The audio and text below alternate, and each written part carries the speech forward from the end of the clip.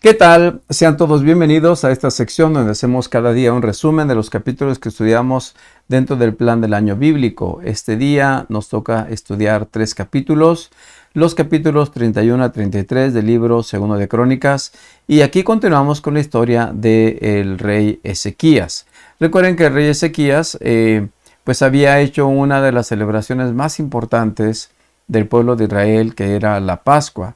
La Pascua se celebraba en el día 14 del mes de Abib o Nisán y recordaba cuando habían salido de Egipto. Sin embargo, hacía muchos años que no se hacía la Pascua y entonces pues el rey Ezequías invitó a mucha gente, inclusive del norte, del reino del norte de Israel, para que viniera a Jerusalén a estar en la Pascua, a celebrar la Pascua. Era tanto la alegría, el gozo de haber estado en esta reunión espiritual, que prolongaron inclusive por otros 7 días la celebración de la Pascua.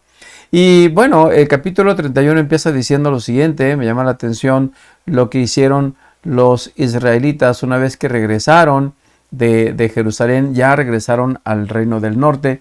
Dice, cuando terminó el festival, los israelitas que estuvieron presentes de todas las ciudades de Judá, Benjamín, Efraín y Manasés, fueron esas ciudades, y entonces dice que destrozaron todas las columnas sagradas, derribaron los postes dedicados a la diosa Acera y quitaron los altares y los santuarios paganos.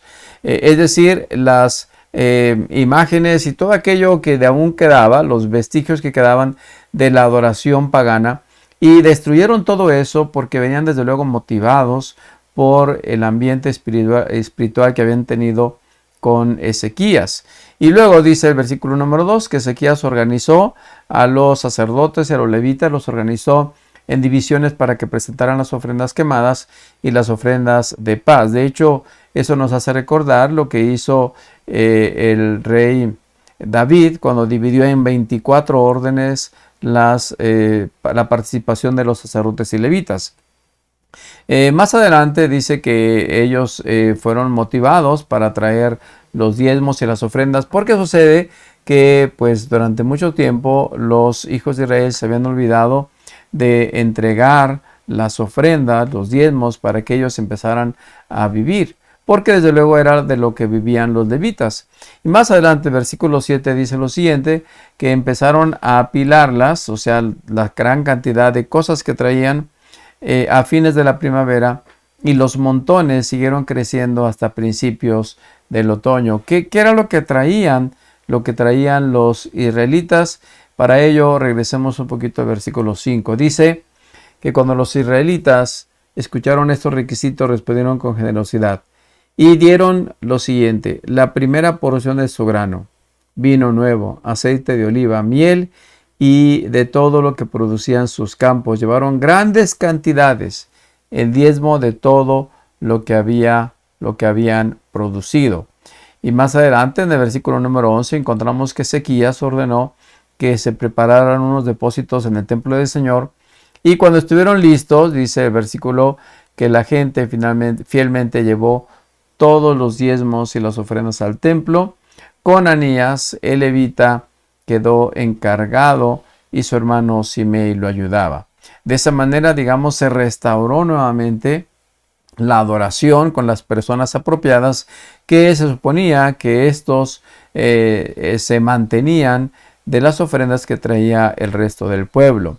Termina diciendo el versículo 20 y 21 del capítulo 31, dice lo siguiente, dice que de esta manera el rey Ezequías manejó la distribución en todo Judá, haciendo lo agradable y bueno a los ojos de Dios. El 21 dice, en todo lo que hizo para el servicio del templo de Dios y en sus esfuerzos por seguir las leyes y los mandatos de Dios, Ezequías buscó a su Dios de todo corazón y como resultado tuvo mucho éxito. Pero ahora vamos al capítulo 32, porque veremos ahora pues una de las amenazas más grandes que tuvo el rey Ezequías. Y vamos al versículo 1, se trataba nada menos que de Sennacherib, rey de Asiria. Este reino era uno de los más fuertes en su tiempo y eran muy temidos porque habían destruido muchas de las ciudades que estaban alrededor del reino de Judá. Así que cuando Sennacherib llega a Jerusalén para invadirla, pues desde luego que eso representaba una gran amenaza. En el versículo 5 menciona que Ezequías empezó a reparar todas las secciones caídas de la muralla, erigió torres y construyó una segunda muralla exterior a la primera, reforzó los terraplenes en la ciudad de David y fabricó grandes cantidades de armas y escudos. Estaba bien preparado. Desde luego, cuando hablamos de la adoración a Dios, pues se trata no solamente de confiar en lo que dice Dios, sino también debemos hacer la parte que nos toca hacer. Y esto fue lo que hizo Ezequías. Empezó a prepararse, a reforzar las murallas y a prepararse para la llegada del ejército de Sennacherib. Y desde luego, pues Sennacherib iba muy confiado. Dice el versículo 10 que Sennacherib les dijo: ¿en qué confían ustedes? Que les hace pensar que podrán sobrevivir mi sitio de Jerusalén. Este relato sin duda ya lo habíamos leído, pero fíjense lo que dice el versículo número 16. Dice que los oficiales de Sennacherib pues siguieron burlándose del Señor Dios y de su siervo Ezequías, amontonando insulto sobre insulto.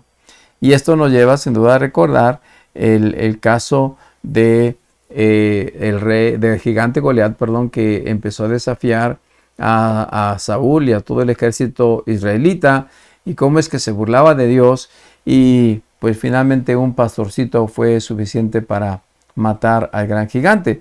Y ahora esto fue lo que ocurrió. Sucede que el profeta Isaías, que había estado presente animando al rey Ezequías, dice que el rey Ezequías y el profeta pues clamaron a Dios juntos, y entonces vean la manera en que esta amenaza terminó. El Señor envió un ángel nada más, que destruyó al ejército asirio junto con todos sus comandantes y oficiales. Sennacherib se vio obligado a regresar a su propia tierra avergonzado, y cuando entró al templo de su Dios, algunos de sus propios hijos lo mataron allí mismo a espada. Y de esta manera pues terminó la amenaza asiria. Y bueno, terminamos esta parte de la amenaza con este éxito. Y continuamos ahora, a partir del versículo 24, con algo que también ocurrió con el rey Ezequías. Dice que el rey enfermó gravemente, y eso sin duda nos hace recordar el relato que ya leímos en Segundo de Reyes, de cuando el profeta va y le dice: prepara todo lo que hay en tu casa, porque esa enfermedad es una enfermedad mortal. El relato ustedes lo saben, el rey Ezequías no quería morir, al contrario, él quería vivir más tiempo y oró a Dios para que le diera más años de vida, y finalmente dice que Dios le dio 15 años más de vida. Y cuando algunos mensajeros de Babilonia llegaron para ver lo que había ocurrido, porque una de las señales que pidió Ezequías para poder estar seguro que iba a vivir 15 años más, pues era que la sombra del reloj de sol retrocediera 10 grados. Y eso significaba desde luego pues mover el movimiento de rotación, detener el movimiento de rotación, detener el movimiento de los astros. Y eso fue tan impresionante que mensajeros de Babilonia vinieron a ver qué era lo que había ocurrido. Sin embargo, dice el texto que cuando llegaron los mensajeros de Babilonia, pues en lugar de ponerles o de enseñarles todo lo que había y hablarles del amor de Dios, pues el rey lo que hizo fue mostrarles sus riquezas. Y desde luego el profeta Isaías le dijo: viene el momento en que todo esto que han visto vendrán por ello y se lo llevarán hacia su país. Y eso, bueno, se cumpliría lamentablemente. Pues más adelante, obviamente después de esos 15 años, el rey Ezequías murió. Lo enterraron en la parte superior del cementerio de los reyes, y ocupó su lugar Manasés, su hijo. Cuando hablamos de Manasés, nos damos cuenta que sin duda fue uno de los reyes más perversos que tuvo Israel. Podríamos mencionar muchas cosas de Manasés. Tenía apenas 12 años cuando comenzó a reinar, pero Es impresionante cómo no había nada de ese deseo de adorar al verdadero Dios que había tenido su padre, porque construyó altares paganos, dice, dentro del templo del Señor, el lugar sobre el cual el Señor había dicho, mi nombre permanecerá en Jerusalén para siempre. Y no solamente eso, dice el versículo número 7, que Manasés tomó un ídolo que había tallado y lo colocó en el templo de Dios, intencionalmente adorando a dioses paganos. Y bueno, tenemos algunos registros más que inclusive sacrificó a su propio hijo en fuego y entre otras atrocidades, pues mató al profeta Isaías. Y hasta aquí podríamos decir, bueno, pues de plano fue un rey malo y en efecto así fue. Dice el versículo 10 que el Señor les habló a Manasés, a su pueblo, pero no hicieron caso. Y entonces, pues viene el castigo. Dice el versículo 11 que el Señor envió a los comandantes de los ejércitos asirios. ¿Se acuerdan de ese ejército que había sido derrotado por ese ángel cuando amenazaba a su padre, Ezequías? Y tomó a Manasés prisionero, le pusieron un aro en la nariz, lo sujetaron con cadenas y se lo llevaron a Babilonia. Lo interesante aquí es lo que ocurrió después, porque esta es alguna de las cosas que a mí me asombran del amor de Dios.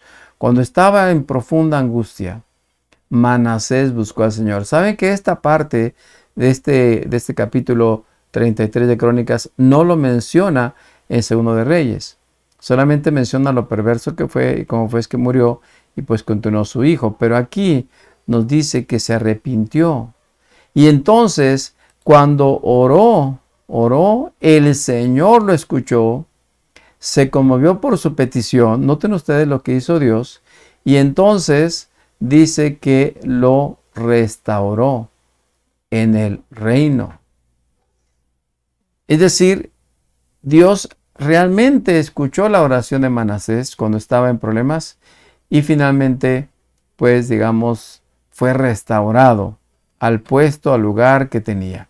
Y ahora, pues vienen las reformas positivas que traerían un bienestar al pueblo. Restauró el altar del Señor y sacrificó ofrendas de paz y alentó al pueblo de Judá para que adorara al Señor Dios de Israel. Desde luego, finalmente, pues llegaría el momento en que Manasés murió y uno podría decir, bueno, ¿por qué esperó tanto tiempo para hacer lo bueno? Y cuando Manasés murió, lo enterraron en el palacio, su hijo Amón lo sucedió. Y bueno, pues este fue también un rey no tan bueno. Y así termina el siguiente rey. Dice el versículo 24, que tiempo después los propios funcionarios de Amón, el hijo de Manasés, conspiraron contra él y lo asesinaron en su palacio. Tenía 22 años cuando llegó al poder y solamente reinó 2 años. Pero quiero quedarme con esta reflexión en torno al rey Manasés. Un rey tan malo, tan perverso. Leímos en Segundo de Reyes que derramó mucha sangre inocente. Pero cuando llegó al punto de la humillación y se arrepintió, Dios escuchó su oración y lo restauró nuevamente a su trono y le permitió reparar todo aquello que había destruido. Así es un Dios que tenemos, el Dios que tenemos, un Dios de amor, de misericordia. Cuando sus hijos le buscan, cuando los hijos se arrepienten, Dios tiene misericordia y puede restaurar a sus hijos al lugar, a la posición que Dios tenía planeado para ellos. Que Dios te bendiga.